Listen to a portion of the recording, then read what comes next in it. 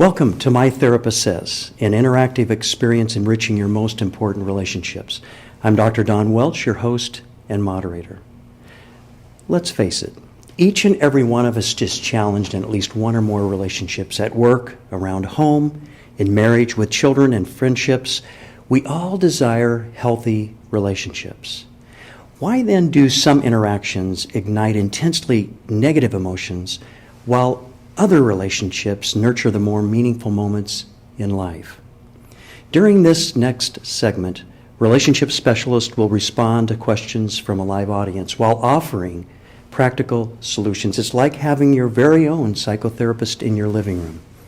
I hope you will sit back, relax, and take in these life-changing insights. Please join me as we now connect with a live audience and My Therapist Says. Good evening and welcome to My Therapist Says. I welcome you. I'm Dr. Don Welch. I'll be your moderator this evening, and we are so glad that you're here tonight to work on some important relationship issues. You know, the title is Best Relationship Communication Techniques. And this is like having a therapist actually in your living room, because you're going to be able to ask the questions that you have related to the topic. So if you have a 3x5 card, if you would just hold that up in the air, make sure that you have one. Do you have one in your hand? Thank you. And if you would like to write a question just now, feel free to write it, hold it up in the air, and one of our hosts will come by, select that, bring that up to me, and then I will be sharing those questions later in the evening. So thank you for being here tonight.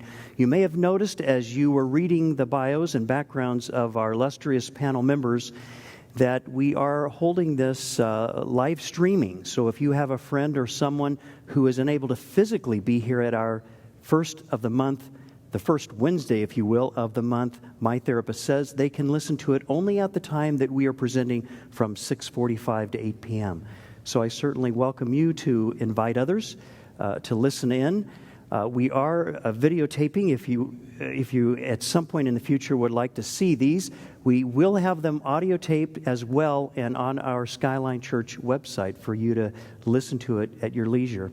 We're now into our sixth year, I think going on seven years now doing this. We have almost 80 presentations. So we have topics that perhaps you may not even thought of relating to anxiety, depression, eating disorders, all sorts of DSM, which means kind of diagnostic psychological issues that maybe you have a friend or loved one may be experiencing. We may well have spoken of it and talked about it. So I welcome you to listen in on My Therapist Says. We're going to have a word of prayer, and then I'll have just a brief introduction of our panel members, and then our presenter today, and that is Kathy Getke, will be presenting about a 20-minute presentation, and you do have a handout that will lead us through the evening. So let's have a word of prayer, shall we? Father, we do thank you this evening for your great, gracious love for each of us. You went to the cross and died a sinner's death. You, without sin, became sin on our behalf. You died a sinner's death to not only demonstrate, but provide us a way to experience your love everlasting and to have a way to the God of the universe, the only God of this universe. And so we thank you, Father, that as we meet here together this evening, that we are going to experience your grace. If our hearts are open and our minds are somewhat cleared, that we will hear from you. You've promised us where 2 or 3 are gathered together for your purpose, the miraculous always happens. We anticipate it this evening.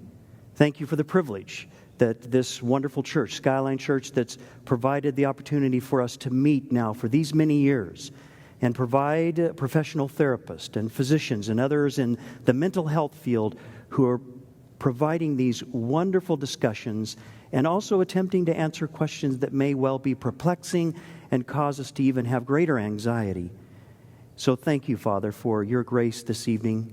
All truth comes from you. So when there is healing, it always comes from the gracious heart of the God of this universe, who loves each of us as though I or each person in this auditorium, or those who may be listening, realize that he or she is the person you went to the cross to die for, providing a way that we can have abundant life and have it to the full. So we thank you, we bless you this night, we give you praise in Jesus' name, amen. If I may just quickly introduce our panel members. To my left, Kathy Getke has already been mentioned. She's going to be our presenter tonight. And so we thank you for being here. Once again, Kathy, Dennis Estelle has been with us and presented on a number of occasions. And Danielle Levy has been with us on several occasions as well. And then Dr. Marcial Falon. Many of you have seen or heard him as well. This is a wonderful panel. I'm very, very proud to introduce each and every one to participate this evening. This should be a very lively discussion. Before Kathy begins, if you do have your 3x5 card filled out with a question, would you please raise it in the air and we'll pick those up just now. Anyone have a 3x5 card question that you've written out? Just raise it in the air. We'll collect those. And then once Kathy has completed her presentation, we'll dive right into those topics, those questions, those issues that you have sincere interest in. So Kathy, welcome.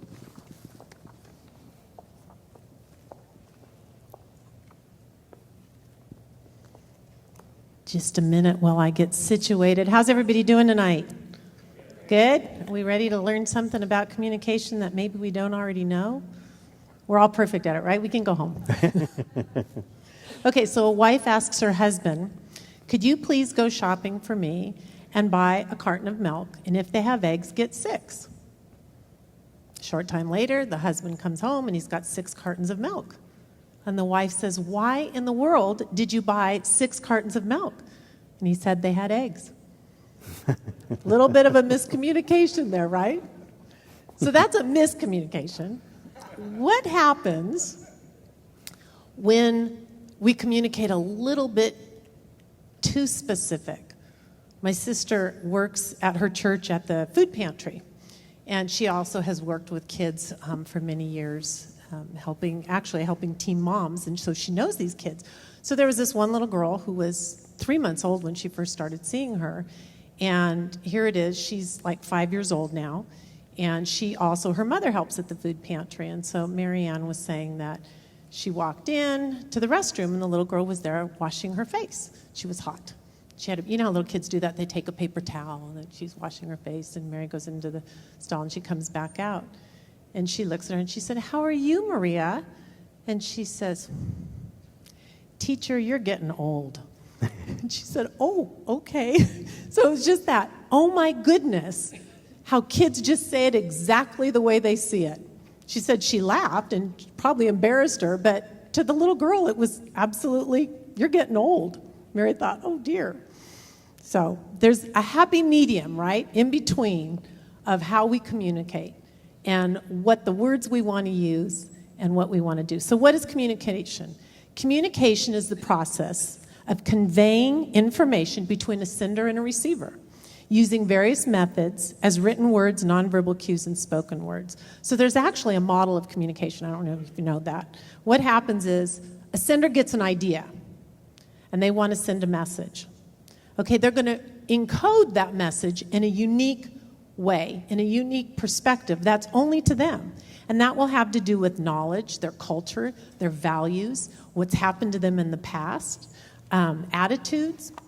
So they're going to take all of that together. They're going to take their message and they're going to deliver it to the receiver. Then the receiver's job is to decode that message, right? And they're going to do the exact same thing. They're going to decode it using the same different unique perspectives to them. Their values, their attitudes, their background, their culture. Very different possibly, but they're going to decode that information, that message, and then they're going to send it back to the sender. And that's called feedback. And the reason why they're doing that is what? To find out if they got the message correctly. That's the idea of what it is. And there's so many things that can go wrong in that process. And so we want to help today maybe you to find a new way if there's one of those areas that's not quite working so well. There's communication barriers. What would a communication barrier be? It might be an attitude about the topic, especially if you're talking about politics or children. It might be language. There's a lot of different things that can block and interrupt that message. We need to be aware of all of that. Communication sounds really simple, but we really need to be aware of a lot of different things, what's going on. So what happens when feelings get in the way of communication? And just to give you an idea, I'm going to do a brief overview, and then I think we all have ideas for best techniques. And so I wanted to give more time to that. So I just want to give you a brief overview of what really is communication and what are we talking about here. So when feelings get in the way of communication, many couples get sidelined when they allow their emotions to get in the way of what they're trying to communicate. And I kind of call it when our expectations don't meet up with reality. We all know when that happens, right? And typically what happens is we end up angry. But if you look at it, there's usually underlying emotions somewhere in the mix of feeling hurt, maybe fearful or frustrated, that stop us. And if we're able to identify what those emotions are, then rather than going straight to being angry, we're able to deal with that and deal with the true issue. So it's important to learn to identify what is the real emotion that's going on there. So an example of that would be maybe a husband doesn't come home from dinner on time, doesn't come home for dinner on time, and he doesn't call. And by the time he gets home, I don't know, it's happened to me before, it's happened to my husband before. But what happens? You're angry. But why am I really angry? Well, maybe I'm angry because I'm fearful that something happened to him, and I didn't know what was going on. Maybe I was hurt because he's done this before, and if he really loved me, he wouldn't have done it. Or maybe I'm just frustrated because I cooked a really great meal and I don't cook that much anymore, and now it's ruined. So what's really going on there, and what do I want to communicate to him? Because if I just got caught up in being angry, I'm not going to be able to communicate. Does that make sense? Mm-hmm. Okay. So what not to do? What not to do? This is taken straight from John Gottman's 4 Horsemen of the Apocalypse. And that's exactly, it's serious stuff here, but it's super important to remember what not to do. So the first one is criticism.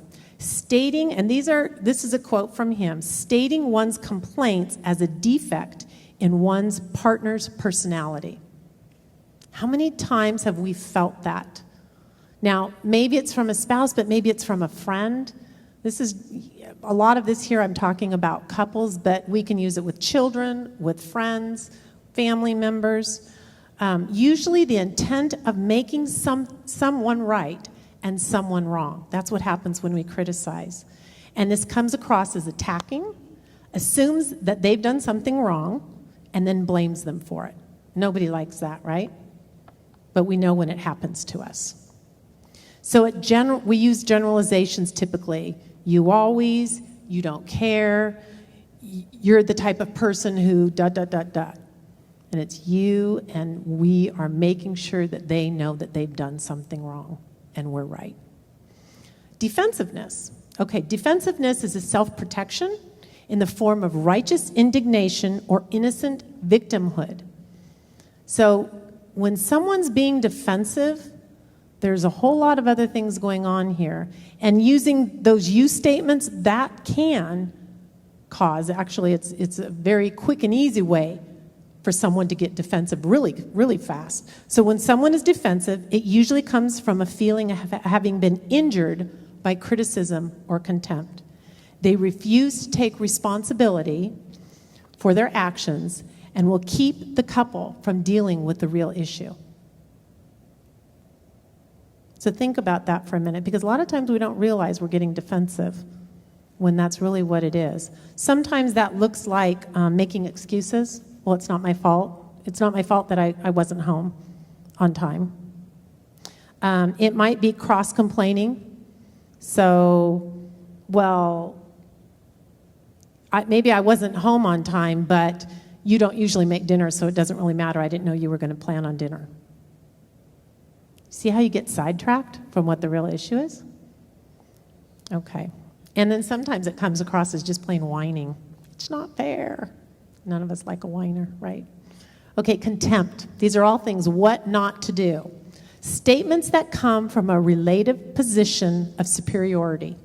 Contempt is the greatest predictor of divorce and must be eliminated. That's by John Gottmans. And he has done many studies on what keeps people together, what keeps marriages together, what is a predictor of divorce. And this is one of the things that he says is the greatest predictor. So it's attacking your partner's sense of self. It's an intent to psychologically abuse them. If we don't know that in our own relationship, hopefully not. Sometimes we've seen it in other ones, and that's what it is. It's disrespecting. It's intentionally insulting, name-calling, making derogatory statements or facial expressions, hostile humor, sarcasm or mockery. That's contempt. There's no place for it in our marriage. And stonewalling is the last of the four. Emotional withdrawal from interaction. And this is the one that kind of seems like it's the most benign, I guess. But really, if you're in that relationship with somebody who stonewalls, there's no way you can make progress because they're not willing to even engage in the discussion. And so it conveys disapproval. It's refusing to communicate about the issue. Now, I want to make it clear this is very different than taking a timeout. And that's, fighting fair. One of the things is sometimes if you're very angry and hostile, you need to take a time out. This is different from that. This is saying, I will not engage whatsoever in even the conversation. So it might be a stony silence. It might look like giving a silent treatment. And it might even just walking out the door every time there's conflict. Okay, let's move on to best techniques. So the best techniques are practice active listening. These are just a few, and I'm sure that my colleagues here will have other ones. We'll talk a little bit about these, and then in the discussion be able to talk some more. So practice active listening, giving your partner your full attention, being assertive. I will explain that one. Be aware of nonverbal communication. Thoughtfully choose your words and practice. Okay, practice active listening. This, I believe, is one of the key things in communication. Sometimes we think we're listening, but we're really not listening. And so how is it that you know that that model is taking place? Remember, I've got a message, I'm sending it, they're decoding it, they're sending it back with feedback so that they can make sure that they're understanding. A communication is really about, I think it was in one of the other slides, communication is about understanding. It's not about being understood. Okay? We want to know that we're understanding what's being said, what's being communicated. So active listening is the ability to let your partner know you understand them by relating or restating their message. So you're going to paraphrase that back. You might need to ask some good questions to clarify, and then you're going to empathize with them so that they know you're on the same emotional page with them.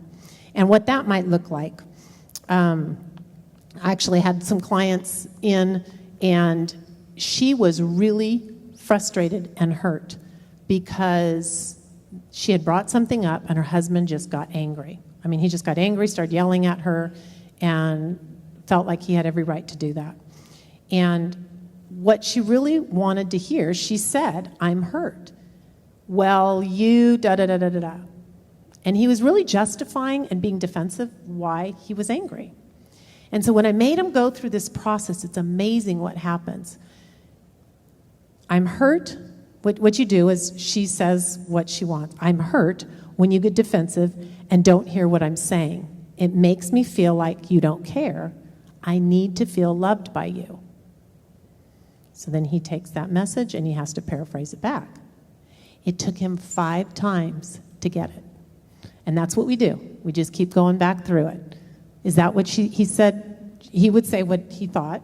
She'd say, no, that's not what I said. What did you say? And she'd say it again. And by the 5th time, he moved up really close to her and he took her hand. And he said, you need to feel loved by me and I hurt you. She started to cry. He got teary-eyed. But it took that. They came in so angry, and it's because there was just a miscommunication of what was going on there. For them to be able to say, oh, I get it. This is what you need. Now I'm hearing you. Did you feel heard? She said, yes, I felt heard. This is what I needed. Okay. Second one, give your partner your full attention. Focus on what your partner is trying to communicate to you. So the first thing here is to get their attention. I used to walk in a room and my husband would be doing his quiet time or reading the paper or doing whatever, and I would start talking. Da, da, da, da, da, da, da, da. And I'd say, okay, and he'd be, what? And I go, you weren't even listening to me. And he said, I didn't know I was supposed to be listening to you because I walked in and just started off. Well, that's not fair. So go in. Mike, do you have a minute to talk? Okay, now that I've got his attention and he has learned to put his iPad away or to put his computer away, close it, do whatever, turn the TV off if needs to. Now I've got your attention. And if not, you know what, babe, can you wait 10 minutes? I need to get through this. But make sure you don't start until you've got that full attention. Okay, turn off the television, cell phone, Facebook, whatever it is. Make eye contact. Sometimes that's difficult to do, especially if you're really angry, but it's helpful if you can. And the third one is, if appropriate, hold hands and sit close. That sounds really corny to a lot of people, but just like that example I gave you, now I didn't have to tell them to do that. They just naturally did it because it was his way, non-verbally, of communicating, I get you. I get it. Okay, oh, you need to feel loved and you were hurt. I didn't mean to do that, I'm sorry. He kind of forgot about how angry he was. Okay, the next one is be assertive, respectfully. I know some of you look at that and go, oh, be assertive? She's already assertive enough, or he's already assertive enough. This is really talking about for that person that wants to convey something or has certain expectations of what should happen, but they don't ever tell anybody. It could be in a marriage. It could be a parent with a child. Well, I expected you to get your chores done. Well, how could you expect that? You never told me. What are your expectations? And sit down and talk about them. But they will never know if you don't tell them, right? My husband used to say, I'm not a mind reader. And I would think, oh, but if you really cared, you would just know. And he goes, God didn't make me that way. And it took me a while to figure that out because I wasn't wired that way. I wanted him to just know, and I thought he should know. Well, I learned, no, I need to just tell him what I expect. And he is more than happy, 99.99999% of the time, to help meet that expectation. Share your thoughts, feelings, and needs. Men are not mind readers. I know that feels a little sexist to say that, but I think it's typically women that do that more than men. I could be wrong. Okay. Be aware of nonverbal communications. This is the way of transmitting your message. When we talked about that model, this is the way you transmit that message. So, how is that person standing? Are they making eye contact? It's funny, we like to walk Torrey Pines, and my sister and I were hiking Torrey Pines the other day, and I was just kind of paying attention. You know, when you're going to do a little presentation, you start to notice things a little bit more. And it was really interesting what I was watching, but one of the things that kept coming up that cracked me up, now obviously you can't, be looking at each other when you're hiking, but most of the time the men were walking straight down like this, and the women were just yak, yak, yak, yak, yak, yak, yak. And I thought it was really interesting. I thought, I wonder how much of that those men are going to really remember, because they're just going on. Now, maybe it was great, because I know I do the same thing, but it is interesting. Eye contact helps make that connection. Gesture with your hands and arms. I'm Italian. I naturally, if I didn't have this other mic, they'd both be going. It's just what happens. Doesn't mean I'm angry when I'm talking. I'm passionate when I talk. And I typically use my hands. Speech. Is it slow? Is it rapid? What's going on? Is it a monotone? Where are they at? And you can tell a lot by a lot of these different nonverbal communications. And then their tone of voice. I had a couple in my office, and she, bless her heart, she was there because he says she criticizes her, and she just doesn't see it. She doesn't understand. And she really, really wants to stop. And he said, I think more than anything, it's your tone of voice. It's the way you say things to me. Not necessarily what you say, but the way you say them is so demeaning, and it puts me on the defense so fast. Check these things, because they're just as important as the words we use. Thoughtfully choose your words. When voicing your feelings, your statements should be constructive and non-threatening. Using I statements will help to express how you feel about your partner's behavior without causing them to become defensive.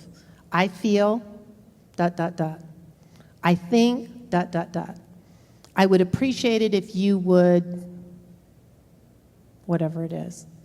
That's what you're helping them to better understand what your needs are, what you're thinking. Avoid using you statements. This is a fast way to cause your partner to shut down, generate defensiveness, right?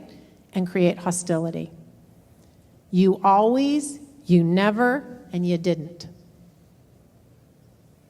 I don't care who you are. Nobody likes to hear those. And then lastly, practice. Be intentional. I know it sounds silly, but it's just like exercising. It's like playing an instrument. You have to practice to get better at it. We were not naturally born to do all of these things to help us to be the best communicators we can be. It's easy to say, oh, I just wasn't born that way, or oh, that's not the way we did it in my family. This is what I need to do to be the best communicator with you, with my children, with friends. I mean, people come in and they're, I don't have any friends. And after a while, it's like, oh, I can kind of understand why. You're kind of demeaning and derogatory, and, you have to help them. So that's what we need to do, is look at ourselves and say, where can I practice this? Be intentional. Engage in daily dialogue about your relationship. Not just what happened during the day. So that's good too. That's a good place to start. But go deeper than that. What do you like about our relationship? What could I have done better when I did that? When we got in that argument, what would you have liked to have heard from me instead of the way I responded? Getting at a deeper level. But it's important to be able to practice it. Another thing I like to have clients do is to create an appreciation journal. And that gets us in the habit of appreciating our spouse, maybe our kids. And there's lots of ways to do it. You can keep one journal and you both just kind of go back and forth and write things in there. I heard of one couple that used to keep a piece of paper inside of both of their medicine cabinets, and every day they'd just write something in there. And it was kind of fun because in the morning they'd get to go and look and, oh, they appreciate this. And sometimes, quite frankly, it might be just that they brushed their teeth that day. Sometimes that's where we're starting, right? But maybe it'll be that you made the bed, or you mowed the lawn, or you washed the car, or you washed the clothes, or that you went to work. Start where you're at. There's something you can find to be thankful about your spouse. Strong marriages are built on a firm foundation of effective communication, empathy, and understanding. Thank you for listening. Okay. Thank you, Kathy.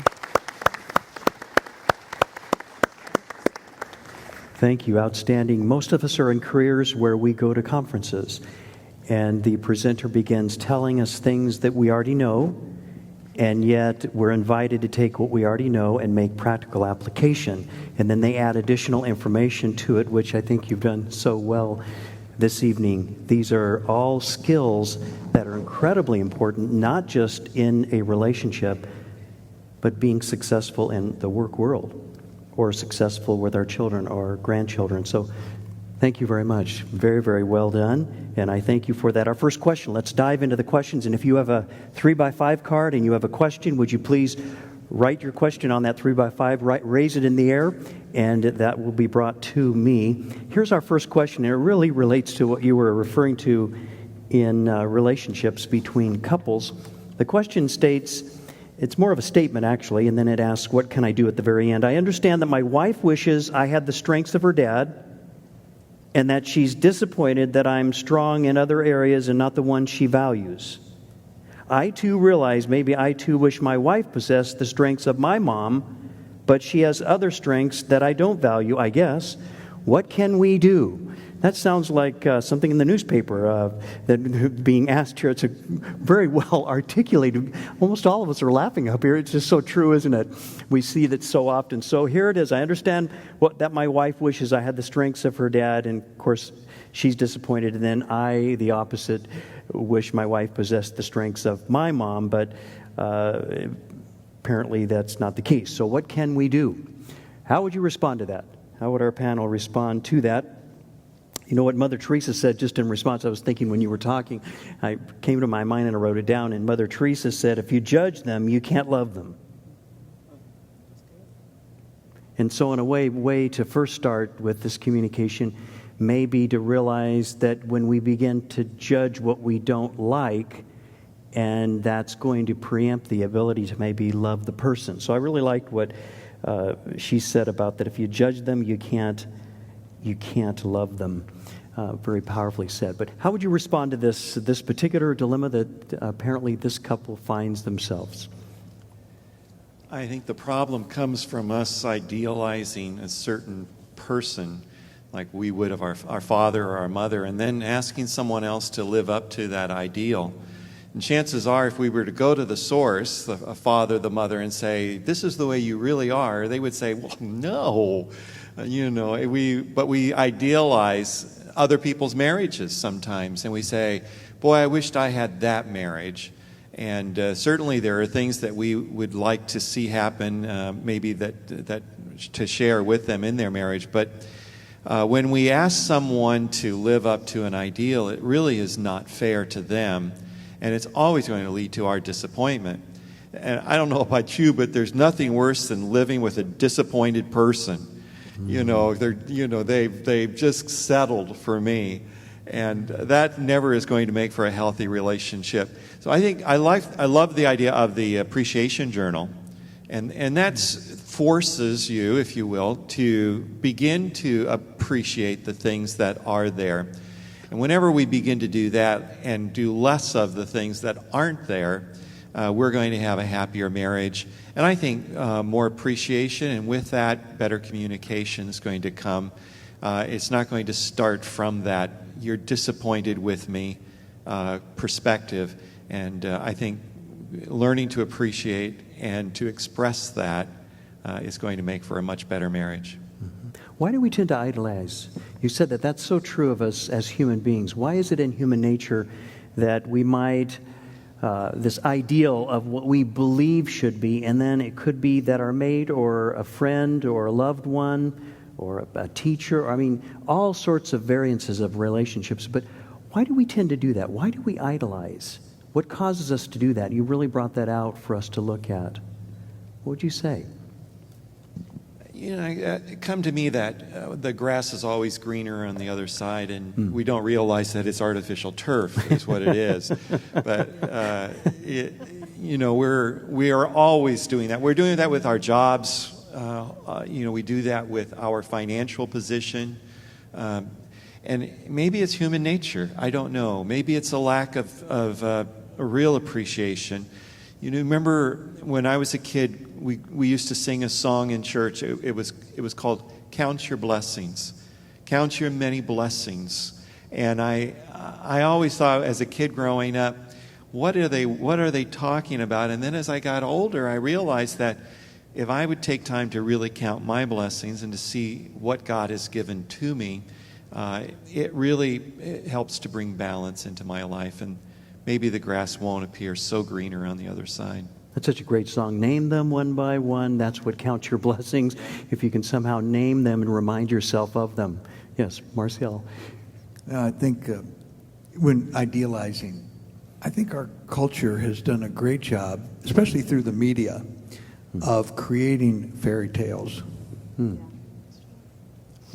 Notebook, The Princess Bride, or what have you, whatever. You've seen all those, huh? Yeah, I've seen them all. I love them. Okay. And but we've created a mentality, and so that I call it the happily ever after mentality. And we never see what happens when they ride off after they ride off into the sunset. You know, the only one that does that is Shrek. Shrek and Fiona. Okay. They're real. They fight, and they, the ogres, if those of you who don't have grandkids or kids, they're real. That's about the only fairy tale that shows some of the warts of what happens after the honeymoon. And so there's this ideal thing. And I heard someone say once that we get married and we have a choice. We have this ideal picture of the ideal mate, and we can hold that picture up over the head of our mate and compare our mate to it. And then if they don't meet up to that, we can tear up our mate and keep the picture, or we can choose to tear up the picture and accept our mate. See? And that's what it's is. What are we focusing on? Are we focusing on what we don't have, what our mate qualities that they lack, or are we focusing on the qualities that our mates do have? And a lot of that comes back to contentment, like Dennis said about the grass, artificial turf. That was cool, Dennis. Gonna remember that one. That'll preach. but remembering those realities to accept and perspective, and being content and thankful, like we said, with appreciation for the gifts that our spouse does, their strengths, their gifts, their abilities, instead of focusing on what they don't have, and then accepting the expectations and the realities of their limitations, and what do we focus on. So I wonder if you're talking now, and I was teasing Dr. Falan because I know he has many grandchildren, and so he knows all of these wonderful movies that you were referring to. I wonder if what you're talking about is the idea of contempt. When we look back at Dr. John Gottman, that's on your second page of the handout, is that sort of statements that come from a relative position of superiority. Oftentimes, if I have to feel superior, I feel inferior, typically. I mean, Christ did not place himself in a superior position.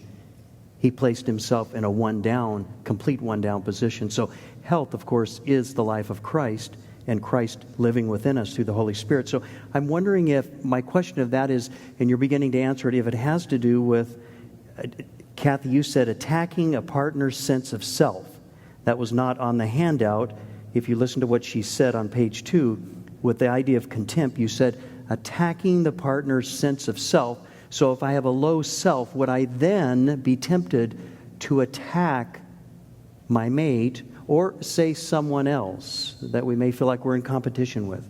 What do you think about that? Does it drive it right back to these 4 statements from Dr. John Gottman, 1984, you have listed? So kind of tying that piece in with a question that the audience member asked, I think a lot of times when we're not getting our needs met, we tend to go into contempt or criticism. I think it's kind of this really primal kind of core way of saying, hear me, I need you to hear me. And so we kind of get pushed to these points of saying these things that we really don't mean, just to get a reaction. And I think especially when you hear a couple come in and say, I wish they were more like my mom or my dad, which is really common. Again, to me, it's kind of normally a very core need isn't being met. So it's not even about actually being more like the mother or the father that you grew up with in terms of behaviors. It's more like, I need you to hear me. I need to know that you are sad for me, that you understand what I'm going through. So again, it's more kind of a wake-up call of, I need you to feel safe. Because oftentimes we grow up and we either idealize our childhood or we kind of demonize it, right? So either we had the most amazing parents or one of them was pretty awful.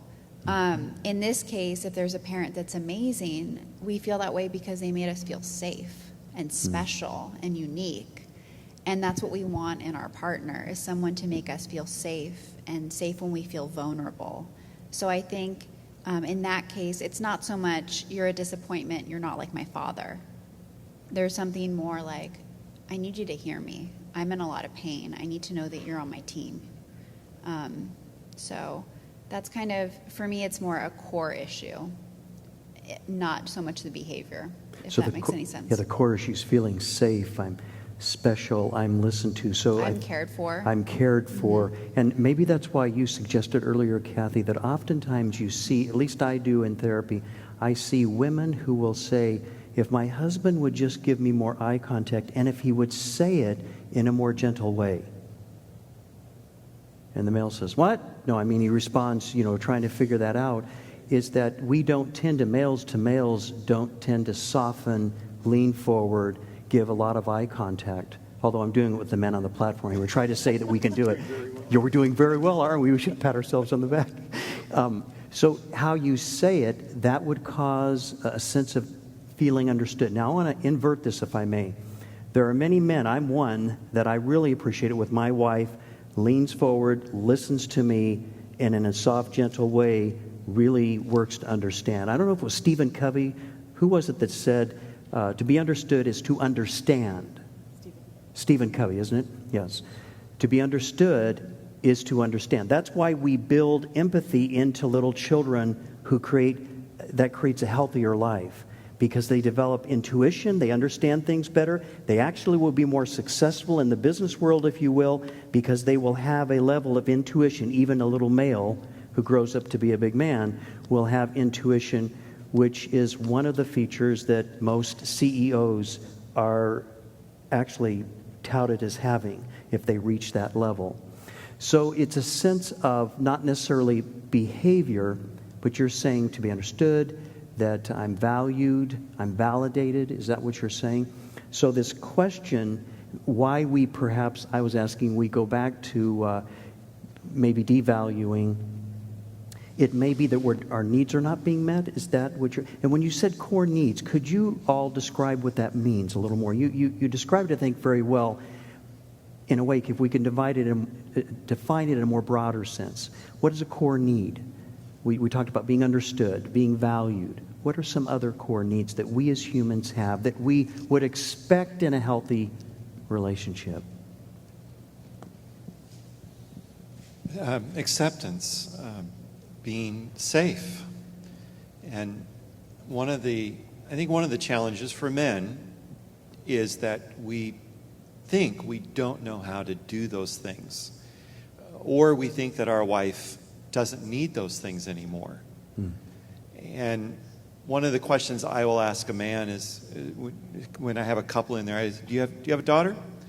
And if he says yes, I say, when your daughter falls and scrapes her knee, what do you do? And they always look at me like, I go over to her, I pick her up, pat her on the back, I tell her it's going to be all right, I wash off the knee, I may even kiss it to make it all better, comfort her. And I says, so you know how to do these core things. And to be able to translate that now into the relationship with your wife, not that she's a little girl, but to realize that we still have, all of us, men and women, have those core needs that need to be met. And I believe God has given us a spouse to do that. I think an important thing here is that we find out what that core need is, because it's not the same for everybody. And so it's important to know what is that core need that maybe isn't being met. Maybe the spouse has been out of work for a long time, and that core need is to feel safe. As far as that, I mean, women like to feel safe. They like to know that they've got their home and kind of the nesting. Thank you. Yeah. So that they're being taken care of. Not everybody, definitely not all women, but that might be a core need for somebody. And so that might be what's driving, and maybe that husband's very empathetic and uses very loving words, but he hasn't been able to work for one reason or another, and that core need for her is to be cared for. And so she's a little bit fearful. So again, what's that emotion? What's underneath of it? And I just think, we're talking about communication. Find out what that core need is. Mm-hmm. Maybe ask them, what is it that you're feeling like you're not getting from me that you feel like your dad has? which to be there in a relationship, you need to know the other person's not going to judge you if you share Absolutely. that feeling. So that goes back to Absolutely. that validation. If you judge them, you Right. can't love them. And if we're not loved, we're not validated. And if we're not validated, I'm certainly not going to place myself in a vulnerable place. So through the seasons of life, it seems like things can change. So, for example, I lose my job. I would hope that my wife, Robin, I hope that would never happen, but you all would be without a job. No, I'm just kidding, but it's not No, Marcel. you're not. But, yeah, okay, but the fact is that you would, at that point, I would hope she would say, what is it that you need? Because it might be, I just need a statement that says, you're my hero still. Oh, okay. I feel better, or whatever it might be. I'm not sure that's what I would say, but anyway, that I'm the only one that can voice it, and I think that's what I believe you were suggesting. Because I think if we start to guess what it is, we have so many chances of being wrong. Okay, can you help it with the women? Because you said that with your husband, Mike, you at one point said, I really want you to kind of read you didn't say that, read my mind. Read my mind, yeah. Did you? Okay. I did. Why do women do that? Why do I women? didn't say I wanted him to. I just thought he should. Ooh, okay, that hurts. I Okay, just assumed All right. that he would get it. So why do women do that? I'm asking it the second time. Well, I don't know why all women do it, but I think the reason why I did it was because I just thought he should know what my needs were. He should know them. He's my husband. I hadn't maybe said what they were, but I just thought he should know, or he should be able to figure out what's going on. You know how sometimes in our body language we can do that silent thing, and we're just, what's wrong? Nothing. Nothing. And when a guy says nothing, it typically is nothing. I mean, I really think that that's true. So that's not Nothing. stonewalling at that Yeah. point. We just don't know. They really just, nothing's wrong. But when women sometimes, nothing's wrong. And I'm thinking, yeah, that's right. There's something wrong. If that's Nothing's wrong, something's wrong. Okay, but the yes, thing yes. is I would, early in our marriage, I would think he should know what's wrong. He was living in the house. He saw what was going on. Why doesn't he know what's wrong? He really doesn't know what's going on. Or he knows what's going on, but he might not know what's wrong. And so I say, nothing. How can I possibly expect him to engage in a conversation of what's happening when I don't even really let him in on what I'm upset about? I can't. It's not fair. Fair, but you know what I mean. Yeah, you've explained a blockage that oftentimes happens with men and women early on in their marriage, where one expects the other one to know, and then they begin to shut down because the other one's not recognizing, and they don't know how to assert themselves to ask. By the way, I wasn't saying every woman does this, by the way, because you corrected me in a very gentle way. Not all women, but I might. I liked how you said that. So, but this issue of somehow asserting. I know that, Dennis, you were going to say something a couple of times. We've been Marcel. talking, I know from a female perspective, it seems pretty straightforward, and there's just ask her and she will tell you, and it makes a lot of sense. And unfortunately, us guys, sometimes we don't even think about asking. But if you ask a guy, and I think that for most guys, they would say, I don't know. I'm just angry. I just don't feel good. I just want to be left alone. And with men that I work with, you almost have to give them the language to use. So, like, for instance, if a man has been out of work for quite a while, he'll say, I'm just mad because, I'm just angry about, and what's really going on? And a lot of times he'll say, I just feel powerless. When you get him vulnerable, I feel powerless. I feel like I'm less than a man. I can't provide for my family. I don't feel like my wife respects me anymore. And that's when you know that you're really getting to the core issues. But for men, we have to actually stop and think about it. And sometimes even someone to give us the language to describe what we're feeling. So be patient with us. Oh, yes, be patient with us. Marcel, were you going to? Well, you had asked about needs, and I think we've hit on a lot of them in terms of we've heard of the words safety, security, huge for women. For men, significance. Significance is huge. Emerson Eggerich's Love and Respect. Men need respect from women. Women need love from men, and how to do that. And you crack the communication code. He talks about that a lot. And then Willard Harley, in his book His Needs, Her Needs, says that a woman needs, 5 basic needs in terms of in marriage. She needs affection, she needs communication, she needs openness and honesty, she needs financial commitment, safety, security. She needs family commitment. Maybe I repeated that. For a man, Harley says that he needs, number 1, sexual fulfillment. Now, this may not be your order. Everybody's order is different, but he says men need sexual fulfillment, recreational companionship, attractive spouse, domestic support, and then admiration, which relates to respect. But all those kind of, in a nutshell, kind of things. And you can trace a lot of them back to those core needs of significance and safety. Safety for a woman is communicated by closeness, by love, by financial commitment, by family support, by communication, all these things. It's amazing how those things, safety, security, significance for men, respect.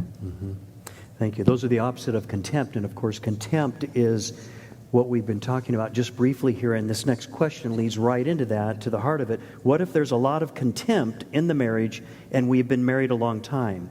I know it's not healthy. She said it's the biggest predictor of divorce. I think the person was referring to what you were saying, Kathy. So what if there is a lot of contempt in the marriage and we have been married a long time? How does a person get around that, work through it, heal it, provide some sense of fulfillment in the midst of that? And what would you say? I think Danielle needs to answer that question. Okay. Thanks, guys. Okay. My first response is, which may sound counterintuitive, is I actually think it's a better sign than a couple that stop talking to each other. Yes. To me, if you're fighting, there's still passion, and there's still something worth fighting for. The person still has the power to hurt you, to make you happy. I think it's a good sign. My high conflict couples tend to do the best in the long term, so I feel like there's energy in the room, so I think it's good. And again, it goes back to core needs. We raise our voice, we pursue our partner, we take it up a notch into contempt, which is kind of the ultimate. It goes past criticism and really into you as a person. When, again, our partner isn't hearing us, we're not getting what we want, it's kind of like a protest or a cry. So, again, on the outside you see maybe past events that have hurt you, or that contempt back and forth, but very much below the surface right there is going to be, I'm scared to be vulnerable with you. I feel like I'm losing you. I'm still here. Can you hear me? Why doesn't she respect me? Why am I not good enough? So again, even when you get to couples that are more escalated or using contempt, they're so hurt. That's just the only way that they know how to communicate.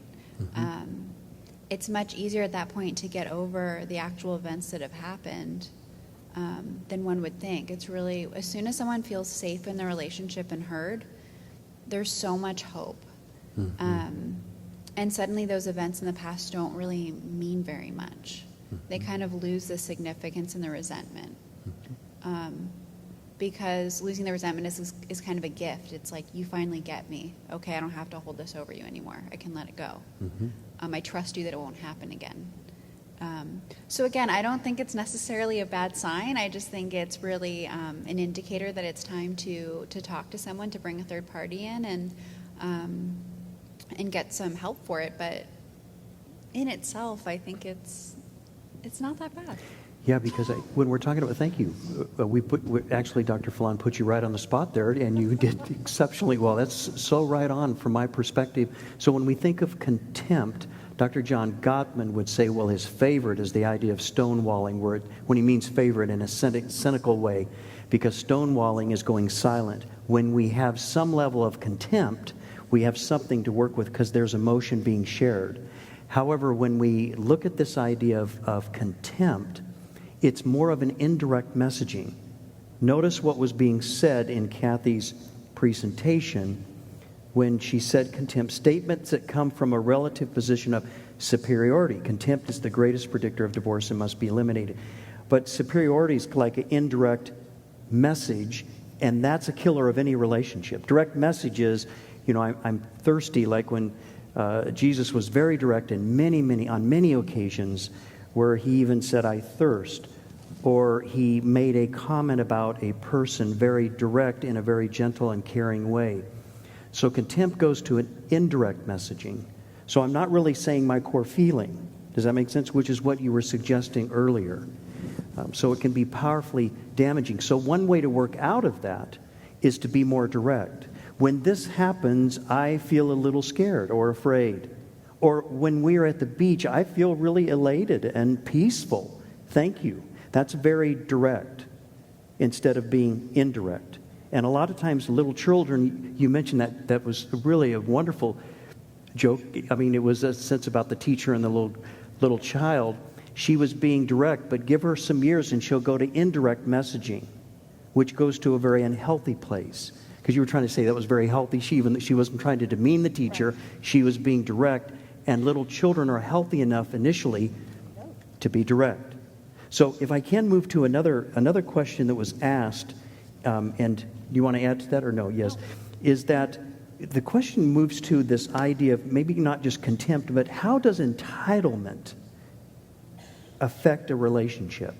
And it really ties into this, that I feel entitled. For example, I might feel entitled for my mate to do something. I feel like you should be making the lunches and not me. I feel entitled that I shouldn't do that, or I'm thankful Robin makes the lunches. But anyway, these kinds of things that we might feel entitled to. How does entitlement affect a relationship? Please be specific, like about entitlement and then narcissistic issues within a person. How would you respond to that? This idea of entitlement. And it's right at the heart of communication. Entitlement almost sounds to me like expectation. Very similar in my thinking. Like, I deserve this, you owe me, kind of thing. That's what comes to mind when I hear that. And that one of the criticisms of our society I hear so often amongst people is how much we resent it when we encounter people who feel like we owe them this entitlement mentality. It's so. It really just kind of strikes us like, wait a minute, where do you get off? Where's that come from? And it comes from a lot of places. It comes from those expectations primarily. It comes from society or families of origin, the way mom treated dad. We come in and we think we kind of like hold this over each other's heads, and so I deserve this, And there are certain things that we do, safety, security, significance. Those are things that we hopefully are giving to each other in marriage. But I think there's nothing more odious, if you will, than that attitude of, you owe me. Entitlement is always like saying, you owe me. And boy, I don't think that's Christ-like in any way whatsoever. Jesus, who emptied himself for us, he didn't hold on to anything when he could have, He gave it all so that we could have, he paid a debt he did not owe, for us. Let me take the other side of this, because I think you said it so well, Marcial, that Dr. John Gottman, since we're using that as the centerpiece, he says this for that will kill a relationship. So I do this, so I expect you to do that. Isn't that what we do in marriage, though, since we're talking about marriage right now? That, say you expect someone to do this, and just suppose I never wash the vehicles, and we decided as a couple I'd wash the vehicles, so for a month I just don't. And maybe my wife wouldn't that be a natural expectation that I'm kind of expecting, or maybe entitled to the fact that you'll follow through if I follow through, that this for that, which is a very tenuous place to be? It's interesting that you use that example, because we actually talked about that with a couple today in session. And I think the important thing to think about there is you may set that up as, I'll wash the cars and you clean the bathrooms. I mean, whatever it is. but understanding that it may not happen. And so what will you do rather than look at that person and think, you have disappointed me because you have not washed the car? Maybe it's time to renegotiate. Maybe it's time to go back and say, I'm not really sure why, or what I can do. We made this agreement that you were going to wash the cars, and I'm kind of feeling like you're not sticking, you're not keeping your end of the deal. Do we need to renegotiate that? What can we do to kind of move through that issue? It's interesting because we tend to say, this is the deal we made, and that's just the way it is. And I don't think it needs to be that way forever. How about the male who came into my office? This was many, many years ago. And we finally realized she just needed him to say he loved her. And he actually looked at her and said, 20 years ago, I said, I loved you. Why would I say that again? It would demean the fact that I love you.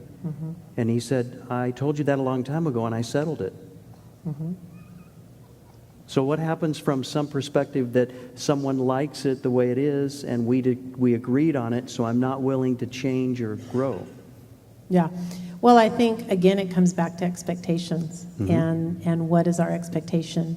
And in an instance like that, if he is not willing to grow, if he's not willing to see that she needs to hear those words, or she needs to feel that love on a somewhat regular basis, not every 20 years, that they are able to look at it and say, okay, I can't expect him to say he loves me. It's what I want to hear from him. It's what I need to hear from him. But right now, it's not what I'm going to get to hear from him. And so I think when we learn to change our expectations maybe a little bit, is it right that he doesn't say that to her? That's not really the issue. In my opinion, this is where we're at. Hopefully he'll be willing to see how important it is to her.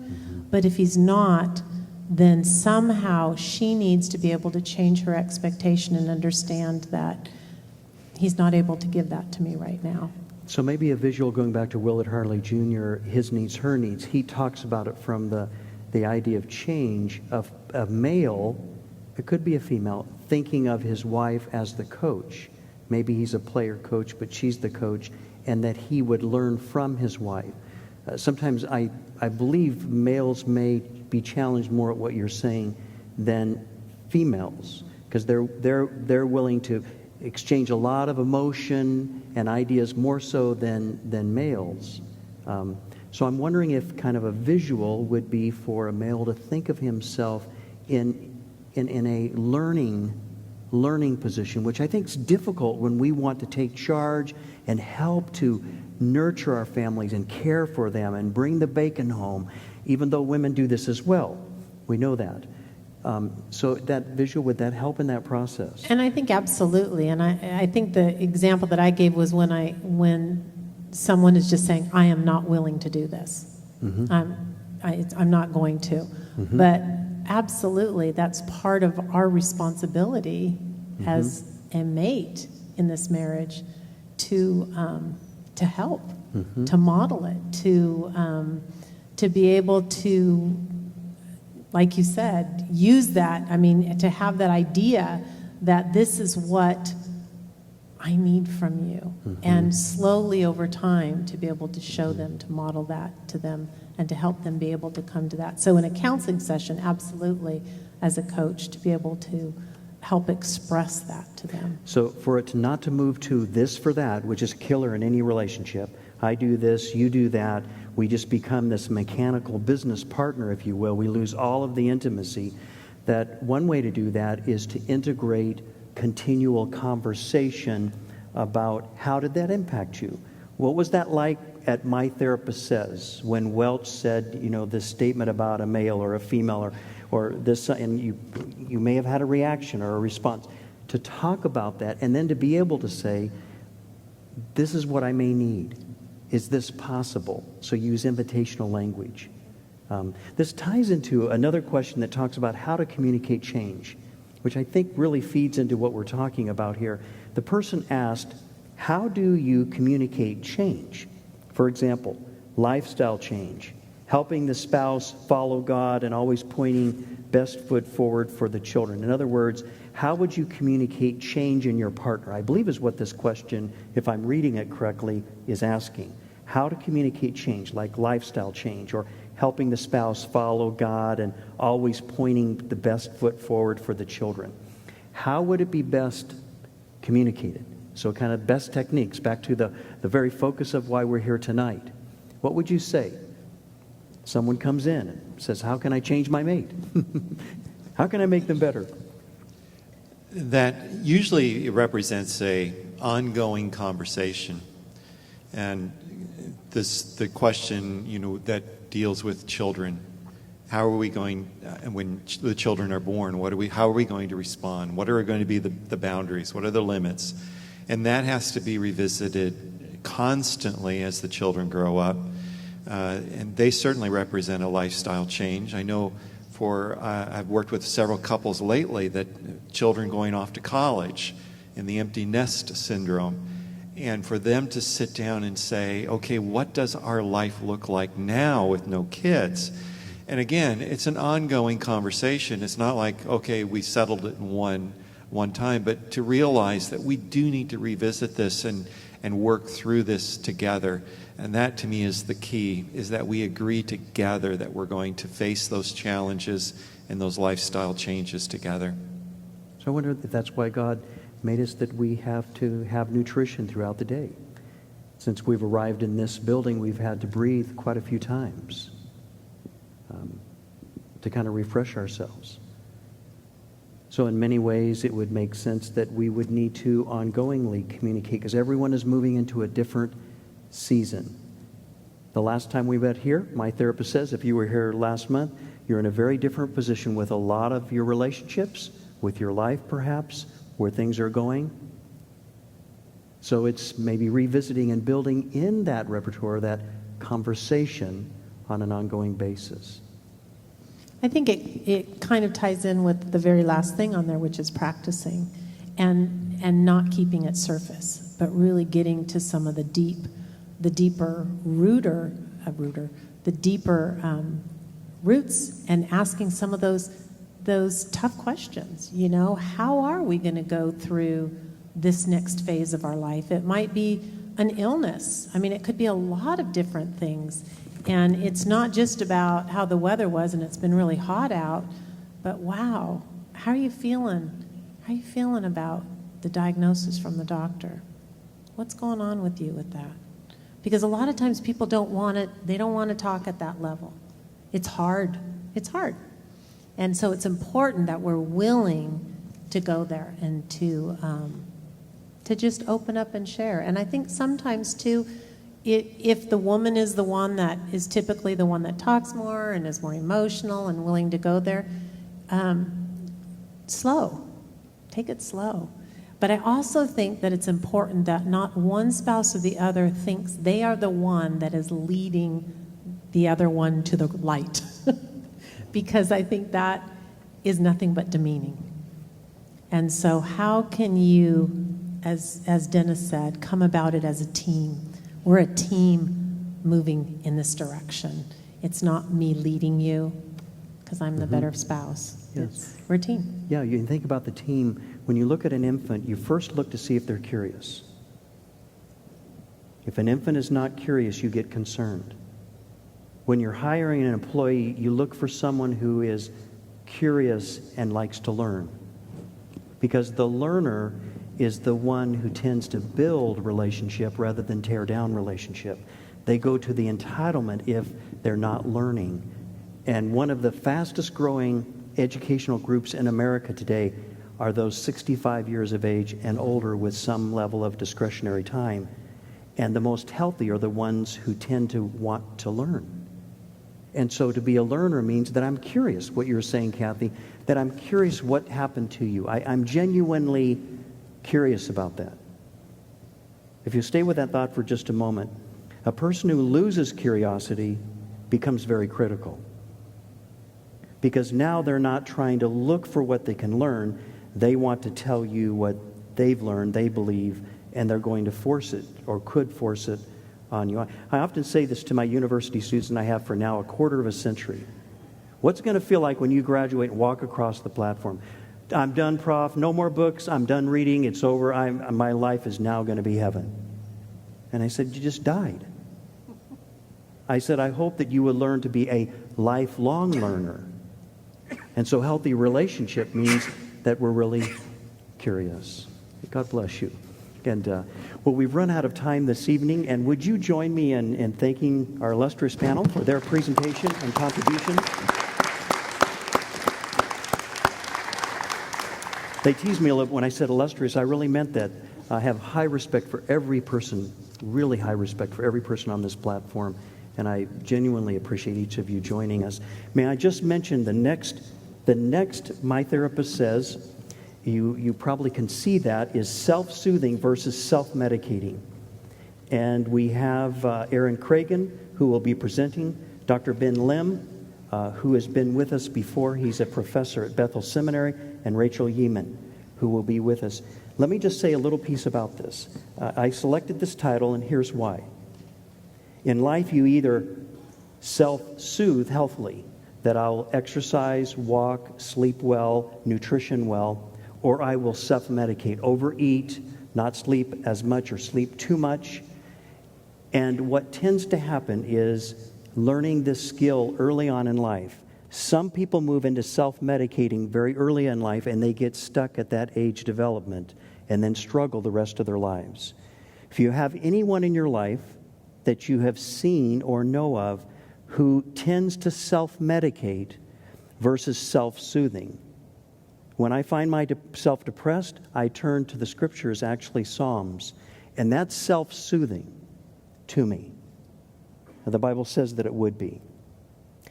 Self-medicating would be sitting down. My temptation is to sit down and just watch TV for the entire evening. And by the evening's over, I feel worse than when I started, depending on what I was watching. And I was probably clicking and going through and watching different things. And the point is, this is such a big topic. And so it's simple, yet it could be powerful for some of your friends. So I hope that you will invite your friends to come self-soothing versus self-medicating.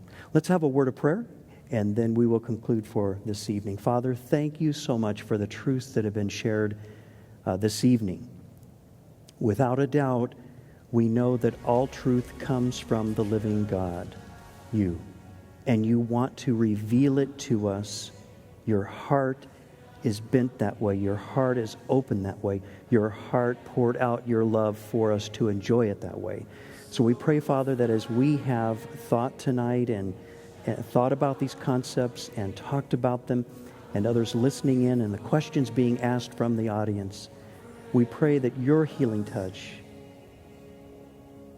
would have met our needs, and we know you promised that it will. May we be open to hear from you even as we leave tonight and do self-reflection. One of the greatest gifts of a human being is self-reflecting. Animals don't do that. Humans do. It's the great gift you gave to us. So it's a privilege. We thank you for each person.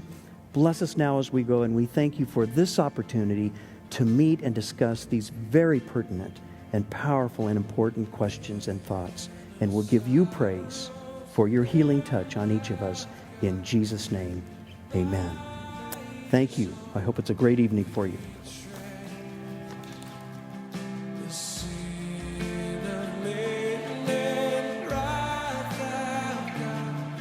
His